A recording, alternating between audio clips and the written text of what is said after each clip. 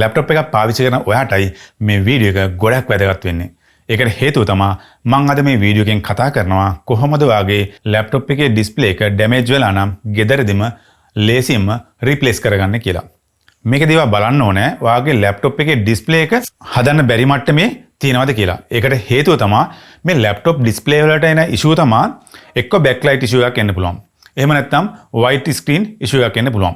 බෑක්ලයිට් ඉෂුව කියන්නේ සාමාන්‍යයෙන් ලැප්ටොප් එක ඔන් වෙනවා. නමුත් ඩිස්ප්ලේ එකට මොකක් හරි ලයිට් එකක් ගැහුවට පස්සේ ඔයාලට බලා ගන්න පුළුවන් ලැප්ටොප් එකේ ඩිස්ප්ලේ එක යන්තම් පේනවා.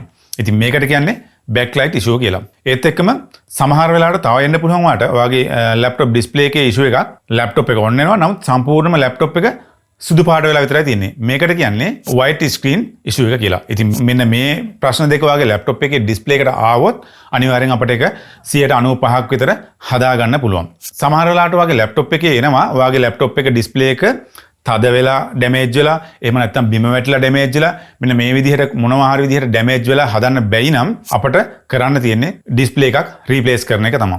මෙන්න මේ වගේ ඩිස්ප්ලේ එකක් රීප්ලේස් කරන්න ආවොත් ඔයාලට තියෙන්නේ කඩෙන් ගිහිල්ලා වගේ ඩිස්ප්ලේ මොඩල් එක කියලා ඩිස්ප්ලේ එකක් ගෙනල්ලා මම අද ඔයාලට කියලා දෙන විදිහට ඔයාලට ලේසියෙන්ම ගෙදරින්දම්ම ඩිස්ප්ලේ එක රීප්ලේස් කරගන්න පුළුවන්. මේකෙදි මම කතා කරනවා ඔයා ඩිස්ප්ලේ එකක් රීප්ලේස් කරද්දී කල යුත්තේ සහ නොකල යුත්තේ මොනවද කියලා මම මේ වීඩියෝ එකෙන් කතා කරනවා. ඒක නිසා මේ වීඩියෝ එක ස්කිප් කරන්න නැතුව මුලින් ඉඳන් ඉවරනකම් බලන්න. ඔයාලට ගොඩක් වටින වැදගත් දේවල් මේ වීඩියෝ එකේ මම ඔයාලට කියලා දෙනවා. එහෙමනම් ඉතින් වැඩි කතා නැතුව අපි බලමු කොහොමද ගෙදරින්දම්ම ලැප්ටොප් එකේ ඩිස්ප්ලේ එක ලේසියෙන්ම රීප්ලේස් කරගන්න කියලා. එහෙමනම් අපි යමු වීඩියෝ එකට. මේ තියෙන්නේ මම ඩිස්ප්ලේ එක රීප්ලේස් කරන ලැප්ටොප් එක. ඒතර අපි ඉස්සෙල්ලාම බලමු මේකේ ඩිස්ප්ලේ එක කොයි වගේද කියලා. මෙන්න මේ විදිහට තමයි ඩිස්ප්ලේ එක ඔයාලට බලා ගන්න පුළුවන්. මේ ඩිස්ප්ලේ එකත් white screen තමයි තියෙන්නේ. නමුත් මේ white screen එක අපිට හදන්න බෑ මොකද මේක ඩිස්ප්ලේ එකේම ප්‍රශ්නයක්. white screen කියන්නේ බෝඩ් එකෙන් ඩිස්ප්ලේ එකට 3.3 වෝල්ට් එක වෝල්ටේජ් එකක් ඩිස්ප්ලේ එකට එන්න නැතුනම තමයි මේ වගේ white screen එකක් එන්නේ. නමුත් මේකේ ලැප්ටොප් මදර් බෝඩ් එකෙන් ඩිස්ප්ලේ එකට 3.3 එනවා. නමුත් ඩිස්ප්ලේ එකේ ප්‍රශ්නයකට තමයි මෙන්න මේ විදිහට white screen ඇවිල්ලා තියෙන. මේක හදන්න බෑ. අපි මේකට ඩිස්ප්ලේ එකක් රීප්ලේස් කරනවා. එතකොට ඔයාලා මතක තියාගන්න ඩිස්ප්ලේ එකක් රීප්ලේස් කරනවා නම් ඔයාලා කරන්න ඕනේ ඉස්සලාම ඔයාලගේ පවර් මේකේ තියෙන පවර් අයින් කරන්න ඕනේ. ඒත් එක්කම බැටරියත් ගලවලා අයින් කරන්න ඕන. කිසිම පවර් එකක් මේ ඩිස්ප්ලේ එකට එන්න බෑ. මොකද එහෙම ආවොත් බැරිලා හරි ෂෝට් එකක් ආවොත් බෝඩ් එකම ෂෝට් වෙනවා ඩිස්ප්ලේ එකත් එක්ක ෂෝට් වෙනවා. ඉතින් මෙන්න මේ විදිහට අපි රීප්ලේස් කරමු එහෙනම් ඩිස්ප්ලේ එක. මේ තමයි මම අලුතින් ගෙන ආපු ඩිස්ප්ලේ එක. මේක වැඩ කරනවා මම වැඩ කරනවාද කියලා බලලා තමයි ගෙනාවේ මම මේක. රයිට්. එතකොට අපි කරන්න ඕනේ අපිට පුළුවන් මෙතනින් මෙන්න මේ විදිහට අත දාලා මෙහෙම මෙතනින් උස්සන්නත් පුළුවන්. එහෙම නැත්නම් මෙන්න මේ වගේ පොඩි ටූල් එකක් තියෙනවා නම් මෙන්න මෙතනින් මෙන්න මෙහෙම දාලා මෙන්න මෙහෙම ඇදගෙන ගියාට පස්සේ මේක ලේසියෙන්ම ගලව ගන්න පුළුවන්. මෙන්න මේ විදිහට ලේසියෙන්ම ගලව ගන්න පුළුවන්. මේ ටූල් එක පාවිච්චි කරනවා හොඳයි. මොකද ඔයාලට නැත්නම් මෙතනින් අත දාලා මොකලා ගලවන්නත් පුළුවන්.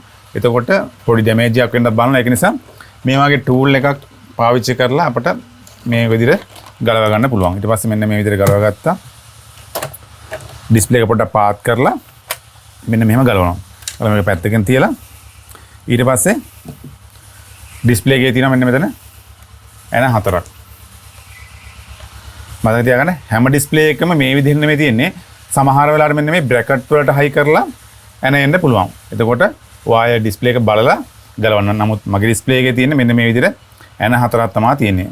එන ටික මෙන්න මේ විදිහට මම ගලව ගන්නවා. චූටි එන තියෙන්නේ. ඔයාලට මෙන්න මේ වගේ පොඩි ටූල් එකක් තමයි භාවිතා කරන්න ඕනේ. මේ යන ටික ගලව ගන්නවා.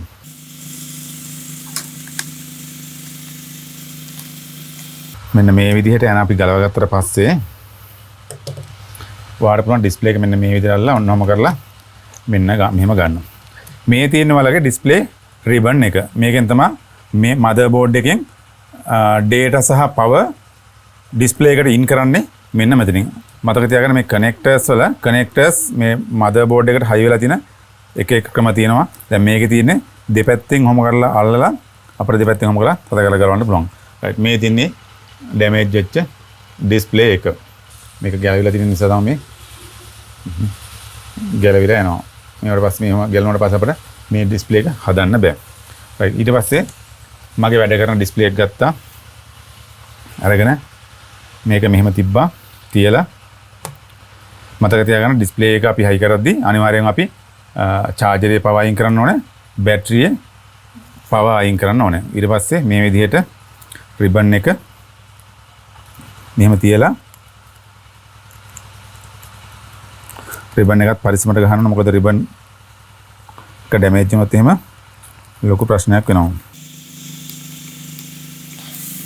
ඔයාලා කොයිම වෙලාවකවත් මේක මේ විදිහට අත තියාගෙන මේ ඩිස්ප්ලේ එක තද කරන්න එපා. එතකොට ඩිස්ප්ලේ එක ඩැමේජ් වෙන්න බලනවා. ඊට පස්සේ අපි මෙන්න මේ විදිහට තියලා අපි දැන් ඩිස්ප්ලේ එක වැඩ කරනවද කියලා බලමු. පවර් ගැහුවා. මම දැන් රිබන් කේබල් එක ගහපු නිසා තමයි මේ විදිහට මම පවර් දෙන්නේ. ඔන් කරාට පස්සේ දැන් බලමු අපි මේක ඩිස්ප්ලේ එක වැඩ කරනවද කියලා. right දැන් අපි රීප්ලේස් කරපු ඩිස්ප්ලේ එක ලස්සනට වැඩ කරනවා. ඉතින් ඊට පස්සේ තියෙන්නේ අපි ආපහු පවර් එක ගැලෙව්වා ගලවලා අපි මේ ඇන ටික ආපහු දා ගන්න ඕන.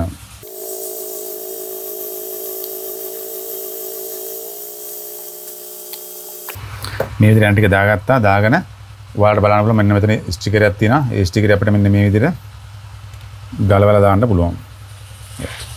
ස්ටිකර් එක ගැලෙව්වා ගලවලා දැන් මෙන්න මේ කවර් එක මේ වටේ ෆ්‍රේම් එක දා ගන්න ඕනේ. අපි ඔහොම කරලා මෙන්න මේ විදිහට කරා ඉස්සරලා මෙතනින් මේක ඇතුළට දාගෙන මෙතනින් ඔහොම දාගෙන මේ ටික මේ දෙපැත්තෙන් තද කරගෙන යනවා. හරිම ලේසියෙන් මේක දාන්න පුළුවන්. මැද තද කරන්න එපා.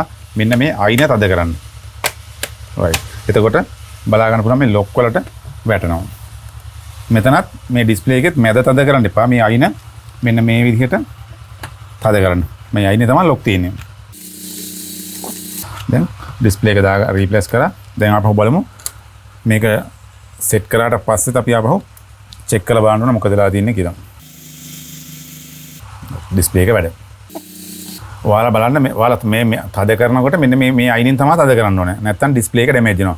මෙන්න මේ විදිහට තමයි අපි ලැප්ටොප් එකේ ඩිස්ප්ලේ එක හදන්න බැරි විදිහට ඩැමේජ් වෙලා නම් ඩිස්ප්ලේ එකක් ගෙනල්ලා රීප්ලේස් කරගන්න. ඉතින් මොනවා හරි ඔයාලට ප්‍රශ්න ගැටලු තියෙනවා නම් පහළ කමෙන්ට් සෙක්ෂන් එකේ කමෙන්ට් කරන්න. මම මේ හැම එකටම ඔයාලට රිප්ලයි දෙනවා. ඉතින් එහෙමනම් මේ වීඩියෝ එක වටිනවා කියලා හිතනවා නම් වීඩියෝ එකට අනිවාර්යයෙන්ම ලයික් එකක් දාන්න. ඒත් එක්කම මේ වීඩියෝ එක බලලා ඔයා තාමත් අපිව සබ්ස්ක්‍රයිබ් කරලා නැතුව නම් මේ වීඩියෝ එක බලන්නේ අපේ channel එකට සපෝට් එකක් විදිහට දැම්ම පහළ subscribe button එක click කරලා all දාලා bell icon එකත් click කරලා තියාගන්න.